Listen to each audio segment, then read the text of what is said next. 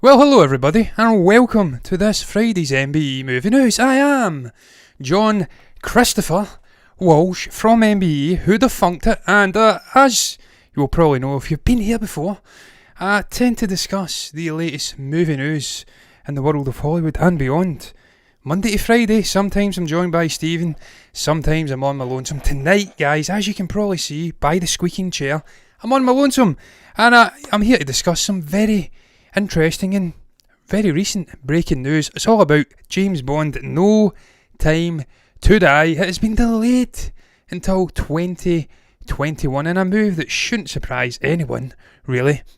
It's been coming, although some would say that the steadfast sort of reluctance to change the release date on the posters that have been coming out fairly recently, and the choice to actually release the Billie Eilish No Time to Die video, I think it was yesterday, funnily enough, or at least the day before that. It may have been vindication for those who felt that this movie wasn't going to be getting pushed at all, that it would maintain its November 12th slot over here in the United Kingdom, but sadly not to be. It's been delayed and it's coming in from Variety, and here's what they have to say on this very subject. They say, obviously, No Time to Die, the latest James Bond instalment, will be postponed until next year. The filmmakers announced on Friday it was the first big blockbuster movie of 2020 to delay its release. I think it was originally supposed to come out, Lord knows, was it April this year? I've lost the plot with all of these movie release dates shuffling that's been happening over the course of the last 6 months or so, 5 months. But yeah, it was supposed to come out earlier this year. It got delayed until November.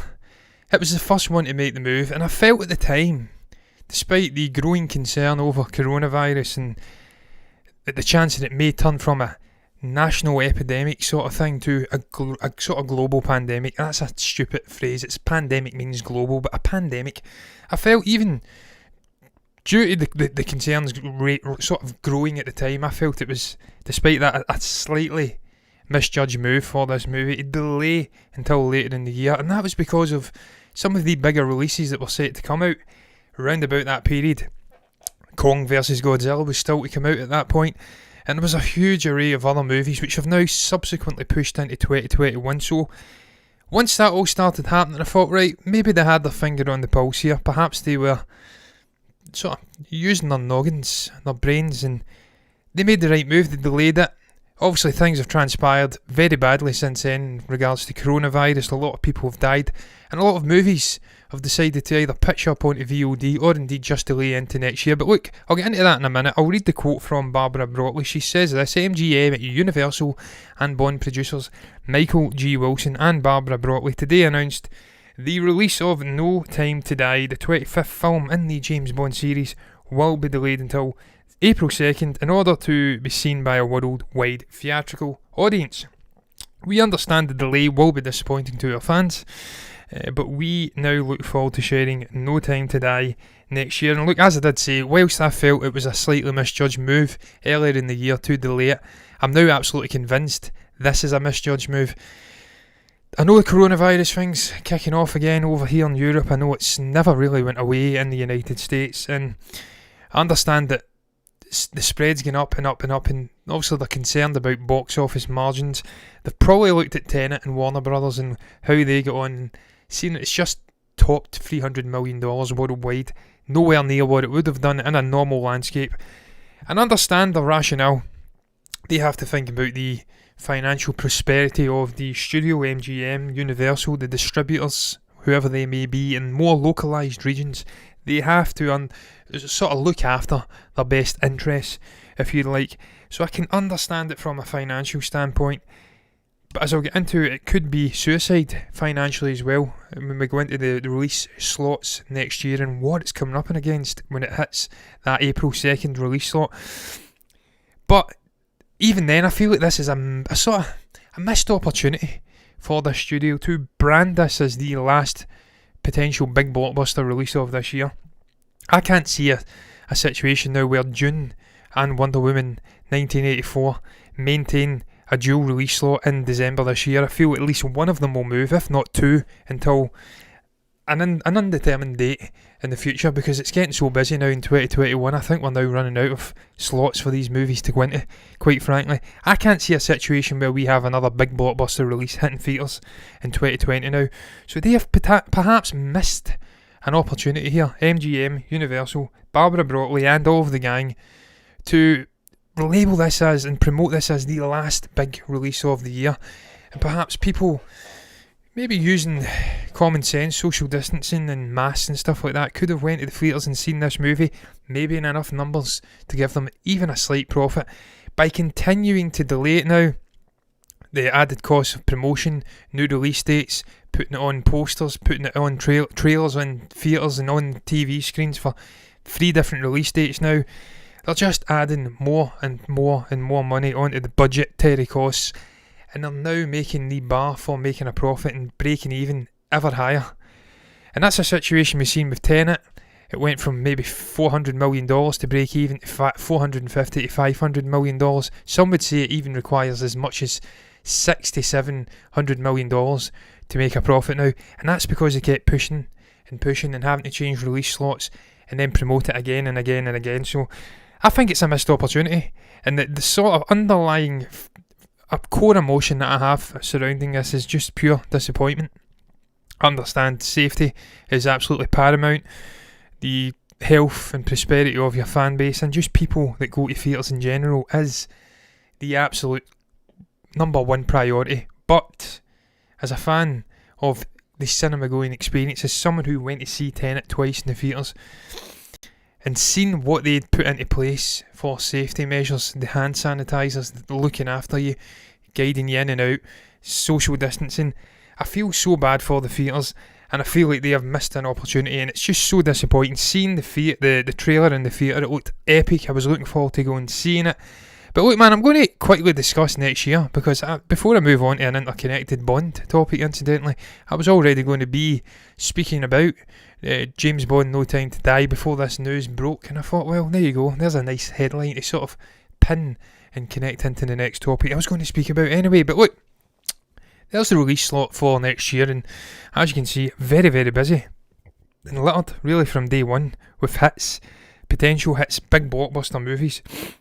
As you see in February, we've got, not even February, January, we have Peter Rabbit 2, The Runaway, which could be potentially a success. We have The King's Man, which I'm actually quite looking forward to. Looks like a different take on a tried and tested franchise.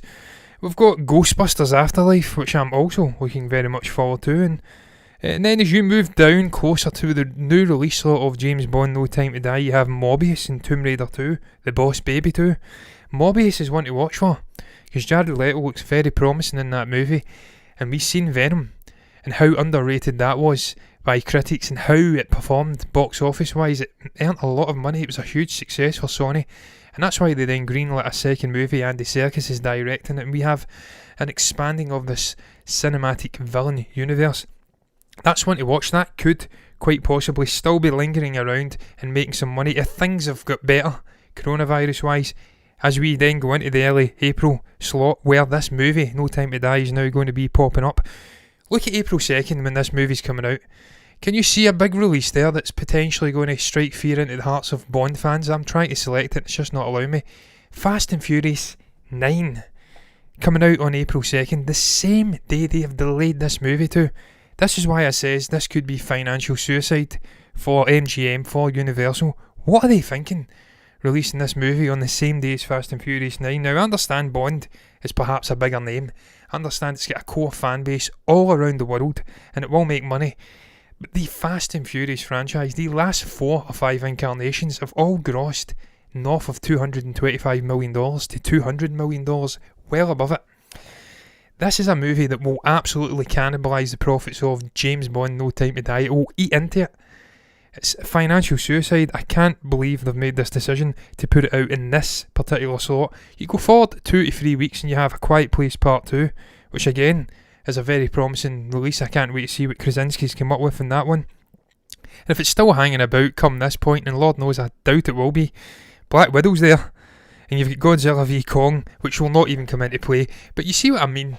I can understand financially they're trying to secure the prosperity of the studios. They don't want to have a flop on their hands. James Bond movies don't come around very often. They are event movies, and if this flops because of coronavirus, people not want to go out and watch it, perhaps like what happened with Tenet in the States, you have a situation where they may never recover, the likes of MGM. So I understand financial prosperity is key, but it seems like suicide to me to release it the same day as Fast and Furious 9. Perhaps they are praying that it will move.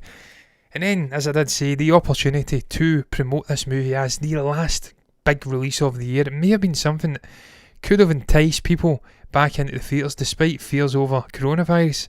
And I understand the fears. I had coronavirus and it wasn't fun, man, but you've got to get on with it and live a new normal. And new normal requires wearing masks, not eating popcorn or drinking in the theatres. And that's something that's going to have to be implemented if these theatre chains are going to survive. But I'll be getting into theatre chains and their survival in a couple of topics' time. First things first, guys, I'm going to speak about this interconnected No Time to Die topic. It's all about James Bond and the Bond girls and this new empowered era of Bond girls. Is this going to be the future of James Bond moving forward into a new era, sans one Daniel Craig? Well, we've had Ana de Armas coming out and speaking about it. And she says, very briefly in a quote, and I'll try and find it, it's coming from Screen Rant. They're not the best with their quotes, but I have fun it, so all's well ends well. She's been saying this, Ana de Armas, incidentally, fantastic and nice out, insanely talented actress, blew me away in that, a standout performer in a movie that had a whole host of really big names, man. But she said this to say, what matters most to me is representing women and female characters in an empowered, realistic way and outside of a stereotype. In this 007 movie, I have been aware of paying the greatest attention and being careful with the subject. That was the main thing I addressed when I spoke with the director. And look, I love to hear that, because look, despite not being the biggest James Bond fan on the planet, I'm certainly not someone who's sort of clued in with all of the various mythology and whatnot. You have to admit that James Bond has been historically a very misogynistic franchise. The way it's treated female characters has been ridiculous. They've been treated as eye candy for the lads, sort of cannon fodder for James Bond. They pop up, he has his way with them, and then they disappear. I know there's been exceptions to that, but in the main, over the course of this franchise's history, they have not had meaty, realistic roles. They've been treated like shit. And we have to see that developing moving forward. Now, I completely understand what people are saying. We have this situation where there's lots of social justice warriors out there now who are demanding representation for the sake of representation. And you know my thoughts if you've watched me before, but my thoughts are on representation. I believe it should happen sensibly in an organic manner which is befitting of the story. I believe that it's important to show every facet of human life on the screen. We're a deeply mixed race of people. Every country has its diverse teeming pool of different nationalities, ethnic backgrounds, creeds, colours, religion, and that's something that should be represented on the screen. But I can understand what these people say when they see things like this. The social justice warriors, forced representation. Why do we need to have female characters? Why are they even talking about a female James Bond? That's something I agree with, incidentally. Shouldn't ever have a female James Bond, ever. It's a male character. If you want a female character like that, you create your own story for it. But what they have to do is have a balancing act. They have to show females in a better light in this franchise, because they have, as I said, been treated like shit for a long, long time, and it can't continue.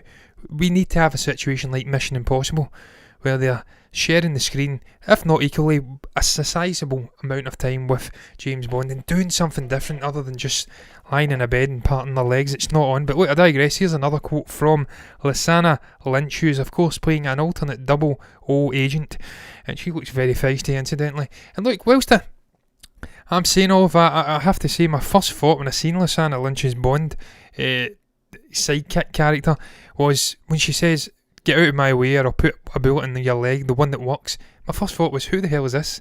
Gimp speaking to James Bond like that? That's a joke. This is the main man. What are you doing? I had an adverse sort of abrasive reaction to it.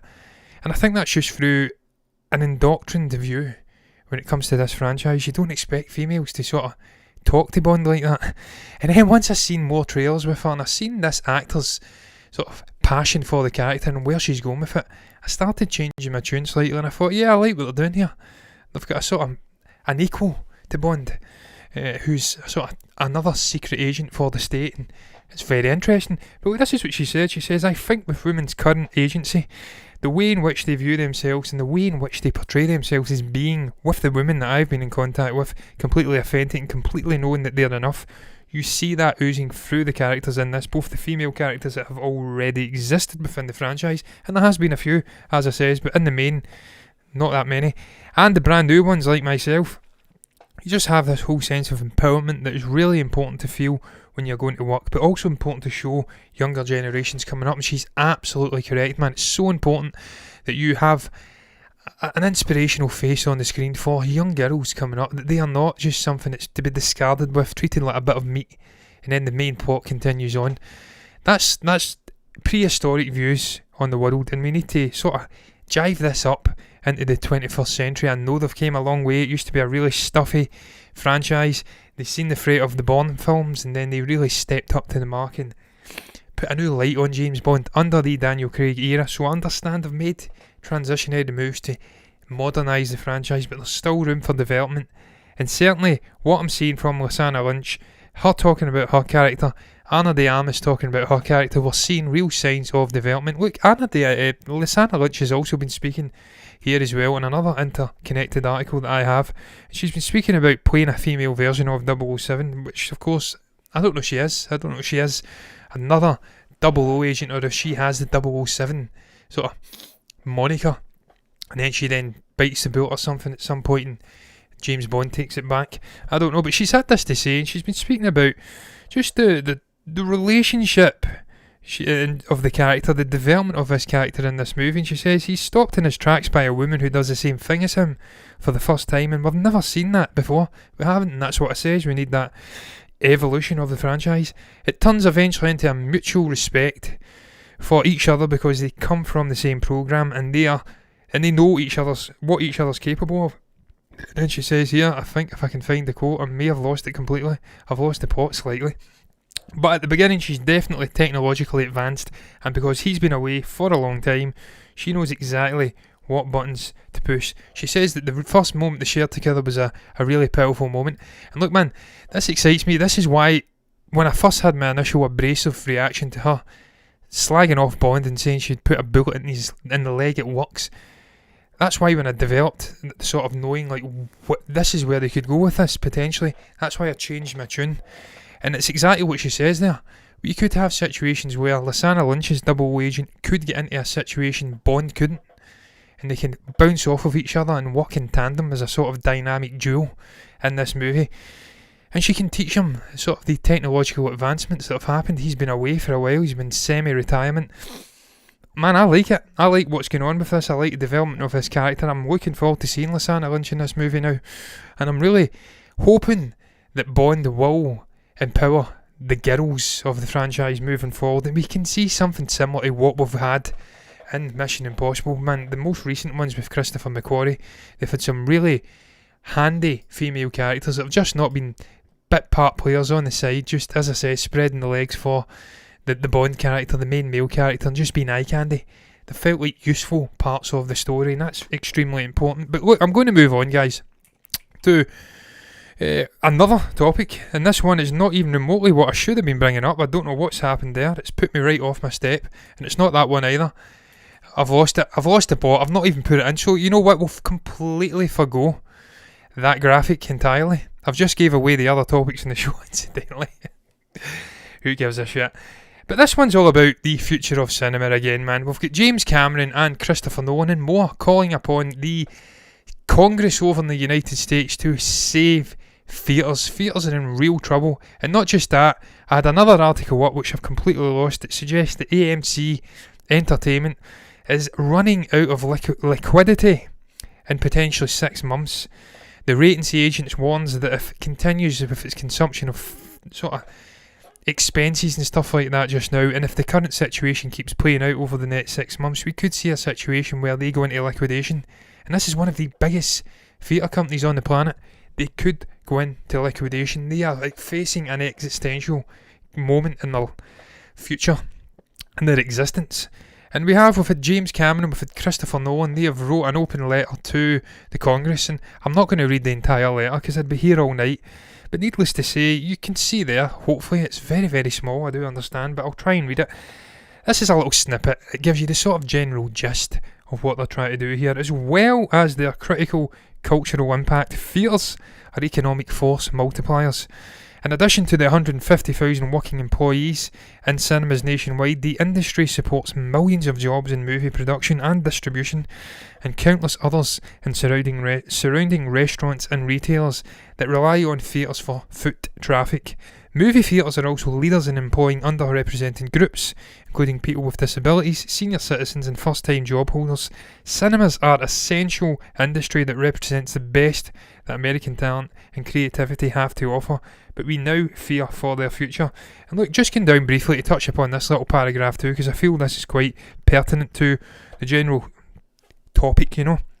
The movie-going experience is central to American life and global life in general. 268 million people in North America went to the movies last year to laugh, cry, dream and be moved together. Theatres are great unifiers where our nation's most talented storytellers showcase their cinematic accomplishments. Every aspiring filmmaker, actor and producer dreams of bringing their art to the silver screen, an irreplaceable experience that represents the pinnacle of filmmaking achievement. And look, they are absolutely right. I can't really stress enough how much of a tragedy it would be if the theatre chains went out of business, the likes of AMC. And we are in a situation now, as I said, existentially, where these companies could bite the bullet, because with No Time to Die now being the next movie to push into next year, we're now left with 2 blockbusters in the calendar year, and they're in December. So they're, do the maths, October, November, 3 months. 2.5 to 3 months they'd have to wait with no real business going through their doors, until June perhaps comes out in early to mid-December, and then is supplanted by Wonder Woman 1984 and Christmas Day. That is a ridiculously long wait for companies who have had a horrendous start to the year. They are down billions of dollars, and I can't see a situation where they survive. Liquidity is on the horizon for AMC. I can't imagine a situation where the likes of Cinemark, Regal, Odeon, View, Cineworld over here aren't in similar situations. I know that AMC is a parent or sister company, or a sort of smaller version of, I think, maybe Cineworld or Odeon. I think it may be Odeon. So they're the same beast. But I can't see a situation where they survive nearly a calendar year with only 1 to 2 releases. New Mutants and Tenet, and then it was underwhelming even at that. So they're right, man. They have to appeal to the Congress. I hope Congress over in the States and our government over here hand out some money to save these floundering companies, because the communal experience of going to appreciate art, not just movies, but music and theatres and appreciating plays and stuff like that, that's something that's been central to the human psyche for millennia, thousands of years, going back as far as Rome, the Colosseum, and probably ancient Greece, and even further back to the ones that were floating around, the Sumerians, was it, in the North America, Central America, maybe even South America, I can't recall exactly where they were. It's something that's been paramount and central to human life throughout the evolution of humanity, man, and you cannot take it away. It would leave a massive gaping hole in everyone's daily life, but not just people who are fans of film, but the casual fan who maybe even goes and watches a movie 3-4 times a year in the theatres. That would be a huge hole that you can't fill in, and it would leave a situation where perhaps you have 2 options if companies like this go out of business and they don't get help from governments. And I can't see a situation where they won't. If they're bailing out transport companies and stuff like that, then surely big economic driving companies like this will get a helping hand. But if they do, we could go back to independent exhibitors perhaps being the dominant force, or it could be a situation where Netflix, Apple, maybe even Amazon see an opportunity to come in and own theatre chains, and then they can push them, though there, if I can speak, original content straight to theatres and balance it with big blockbuster releases.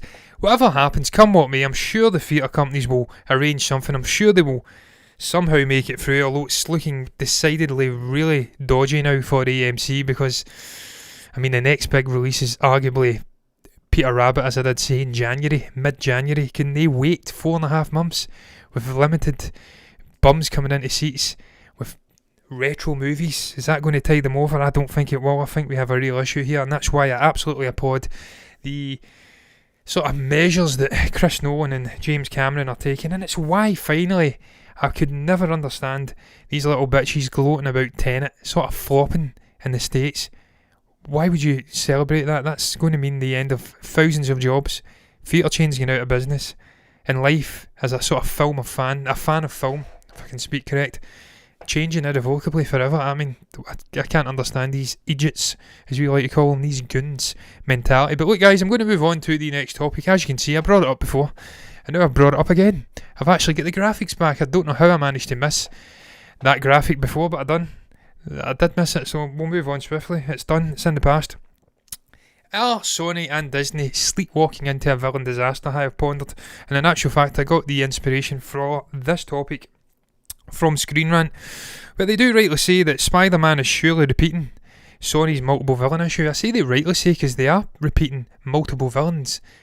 Whether it is an issue is something I'm going to be pondering over the course of the next 5 to 10 minutes or so. Maybe not as much as that, because that would be a bit long. But let I digress. They say it in this article, and I'll bring it up.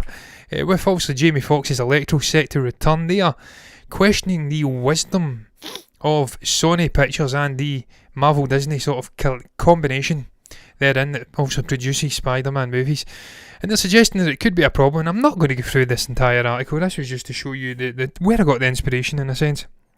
And they say that basically Electro had Sony in their own Spider-Man verse, when Andrew Garfield was slinging around buildings, and even as far back as Tobey Maguire, had a bad propensity for introducing multiple villains, front-loading Spider-Man movies with villains, and then they could never do enough to develop them, and it fell by the wayside, and it affected performances so much so that Jamie Foxx, great actor, Oscar-winning actor I do believe for Ray, get absolutely panned for his performance with Electro in Spider-Man, the Amazing Spider-Man 2.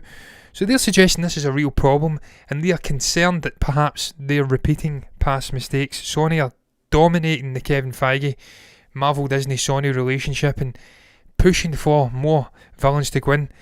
And the other reason they're saying this is because we of course have underdeveloped villains from the likes of not Far From Home, but from Homecoming, with Vulture and Scorpion being introduced. Vulture had unfinished business. It was never really finished in Far From Home because they brought in what was his name again? I've totally blanked on his name. I'll get out Mysterio.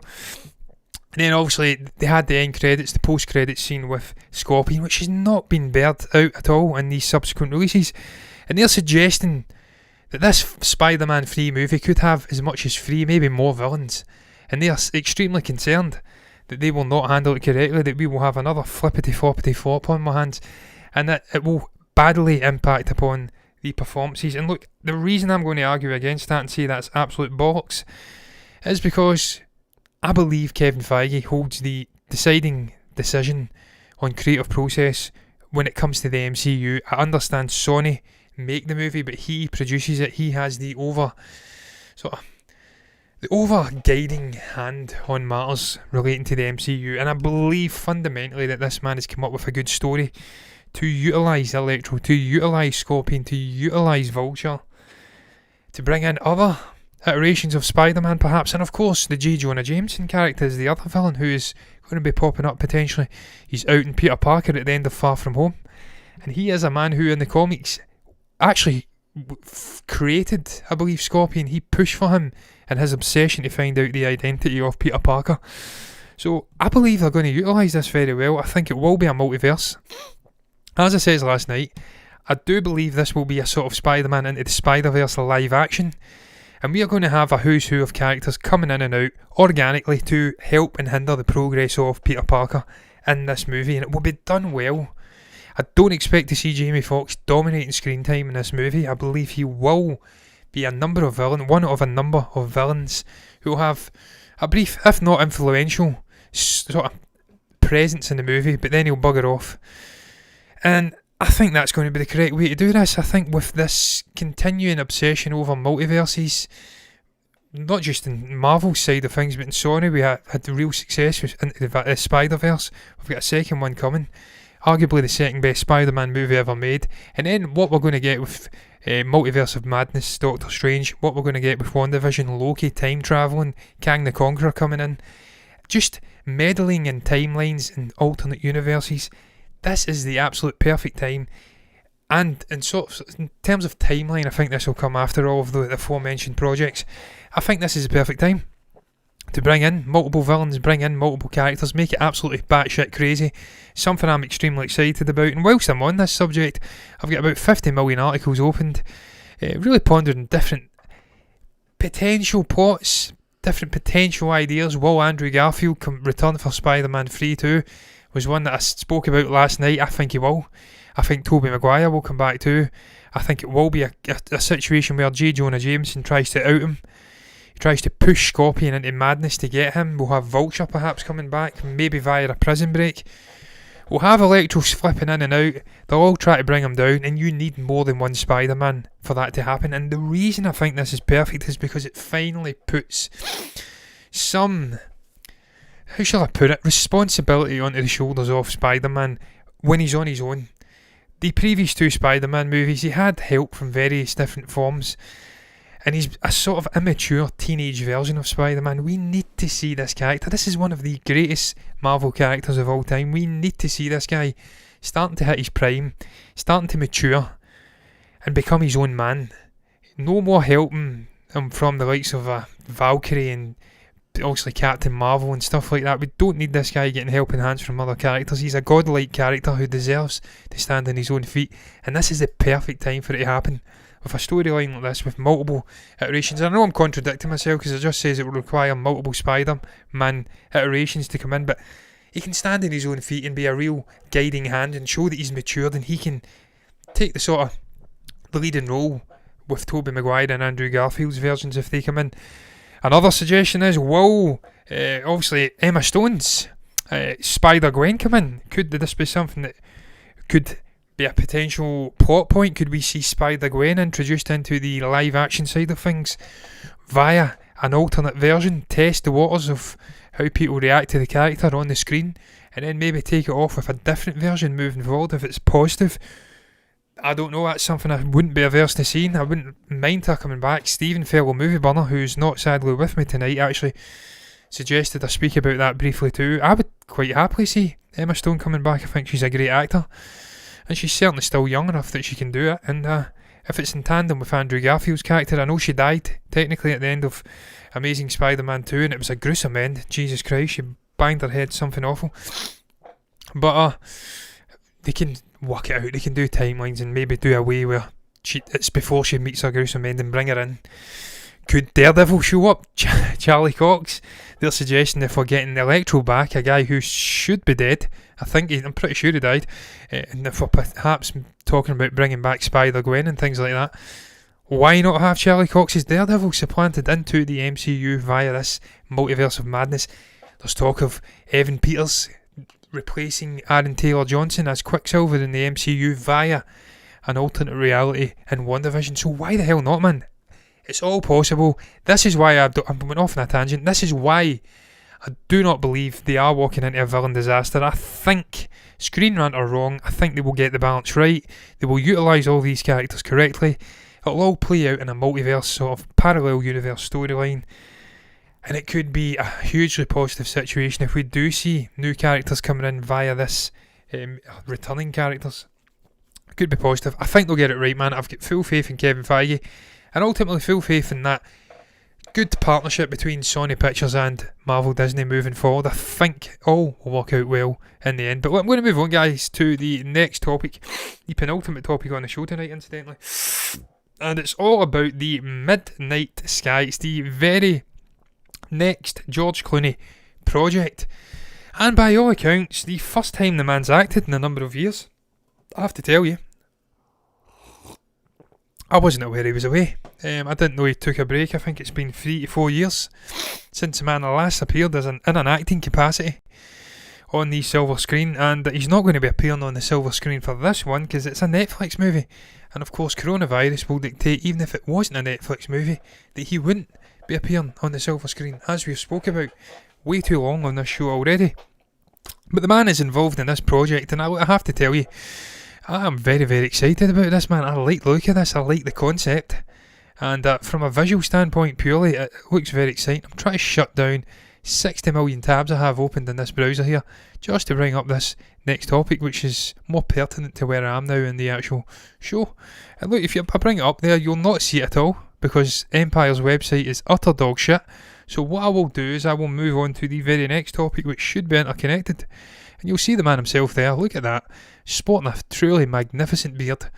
And then you see a beautiful shot of a dystopian, futuristic, apocalyptic Earth, where all hell is broke loose, and these guys are coming back from some extraterrestrial sort of mission. And they come back to discover Earth is in a very bad way indeed. And I've said it's very prescient, I think that's the way you say it, as a movie, because of course we're in a situation where climate change is very much at the forefront of a lot of people's minds. We're seeing weather becoming more extreme, and this could be our future. Sooner rather than later. There you have Felicity Jones looking fantastic as ever, and she even looks good in an astronaut suit, so I think that speaks volumes for Felicity. Ridiculously good looking person, and sports that astronaut suit very, very well indeed. But wait, man, visually it looks amazing. It looks like a combination of Interstellar meets Gravity. And of course, George Clooney was in Gravity with who was in that? Was that Sandra Bullock who was in that? Am I wrong? I need to think about that one. I may be wrong, but I really enjoyed that movie from a visual standpoint. You talk about an IMAX movie. Jesus Christ, that was an IMAX movie, man. But look, visual standpoint, fantastic. The actual concept, George has been out speaking about this, and I'm going off in tangents about Felicity Jones and her remarkably good looks and whatnot, and how she sports an astronaut suit. Well, what am I talking about here? Not pertinent to the conversation at all, John. Get your head back on. Here's what I'm going to be speaking about. The man has been speaking about the COVID-19 pandemic and how it's all connecting in nicely. He's a bit of a fortune teller with this story. And he says this, and look, I'm not going to bring up the Empire article again because it'll all be out of sync, so I'll just read it and I'll not put it up. There you go. You know, when I got the script, there was already this feeling of climate change and an anger and hatred, the kind of undercurrents that do destroy society. So it didn't feel too far from home that if you play that out in 20 years, this could be the outcome. That's all man-made. It's the Cassius line, the fault, dear Brutus, lies not in the stars, but in ourselves. It's that, the idea that we cause these problems and we can fix them after finishing shooting and starting to edit. The world blew up with this virus, of course. Quite honestly, in some ways it's still man-made, even though the virus isn't. I beg to differ. I think it was man-made in a lab, but we'll not go down that rabbit hole, George. He's went on to say this: the reaction to it has been less than stellar, and it made it worse, and at least here in the United States. And look, man, he's right. He's prescient, not just for the climate change question, but for the coronavirus and the way the world's descended into chaos, people buying up 50 million rolls of toilet roll and stuff like that. It really proves that we are only a mere matter of days, if not weeks, away from the whole of society absolutely collapsing. And again, it just brings me back time and again to Heath Ledger's interrogation scene in The Dark Knight, where he says, you see, when the chips are down, these people will eat each other. And he was so right. He was ahead of the curve. He wasn't crazy at all. And it's been played out over the course of the last 4 or 5 months. But so, look, I love this, man. I love this when they use satirical sort of concepts in movies and they blend it with a genre like sci-fi, and just the epic nature of this movie in particular. And again, just going off on a tangent about Netflix, this is coming to Netflix. Netflix are up in the game demonstrably with their movies. They seem to get better time and time again. I mean, they've hit the ball out of the park with all the devil all the time, and there's so many good movies. The Trial of the Chicago 7, this has all been in the last month or so. Ina Holmes, I think it's called. So many great movies coming out, and this is another one added in to obviously their arsenal of great movies coming out in December this year. I'm extremely excited for it, as I did say, and I'm going to move on that note because I ain't got much more to say about it other than to say you're absolutely right, George. It's prescient. It's a sort of an insight into what the world is going to be if we don't change drastically. And look, if we're continuing to have politicians like Boris Johnson and Donald Trump in charge, then things won't change drastically because these guys are absolute clown shoes. But look, I'm going to move on to the final topic because I'm not getting into politics again, because this is a dodgy situation you put yourself in when you're on your own. And I'm going to finish the show with this, a little topic about Zachary Quinto and how he would absolutely be open to a return as Spock in Star Trek 4 if it ever gets made. And the man has said this, and it's a brilliant quote, man. I truly do love Movie Web and their quotes because it's so bold that even a person with fairy vocals could read it. Magnificent. And he said this, absolutely, we talk about it all the time. As a crew of the Enterprise, we are all incredibly close friends in real life, and I think all of us would welcome the opportunity to go back and keep telling those stories. It seems like a bit of a saturated market at this point, so I'm not sure what the plans are for the feature film version of the franchise, but we are all here if they want to beam us up. And that warms my heart, that warms my cockles, because, man, I loved this version of Star Trek. I know the hardcore Trekkies hated it. They thought it was besmirching the previous stuff, and they thought it was modernising up, and just it was superficial. It didn't have the heart and soul of the original movies. And whilst I loved the original movies, and I can agree in a sense it was pandering to the general moviegoer, the movie-going audience, I have to disagree because I thought it brought it up to, I added a gleam, a sheen, that's probably the better word, for a new generation. Up to action stakes, and it was almost like a Star Wars meets Star Trek, and that was great for me because I'm a bigger fan of Star Wars than Star Trek. And I thought the casting was perfect. Zachary Quinto was absolutely brilliant as Spock. I thought Chris Pine was out of this earth as obviously James Tiberius Kirk, and Carol Urban was a brilliant Bones McCoy. And then you had Simon Pegg playing an even better version of Montgomery Scott, and he'd done a better Scottish accent than James Doohan, I think it was, had done the original one.